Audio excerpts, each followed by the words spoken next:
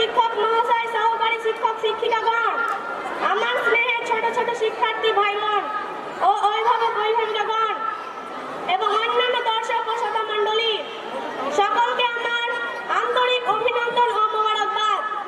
আমি উম্মে সালমা, অত্র পাঠশালার ষষ্ঠ শ্রেণীর একজন ছাত্রী। আমি আপনাদের উপস্থিতিতে পাঠশালার এই বাৎসরিক সাংস্কৃতিক রং অনুষ্ঠানের মঞ্চে দাঁড়িয়ে আমাদের পিতামাতার উদ্দেশ্যে একটি সংক্ষিপ্ত বক্তব্য পেশ করবো ইনশাআল্লাহ। বক্তব্যের বিষয় সন্তানের প্রতি পিতামাতার দায়িত্ব ও কর্তব্য। আমরা জানি পিতামাতার প্রতি সন্তানের যেমন কিছু দায়িত্ব ও কর্তব্য থাকে, তেমনি সন্তানের প্রতি পিতামাতার অনেক দায়িত্ব ও কর্তব্য আছে।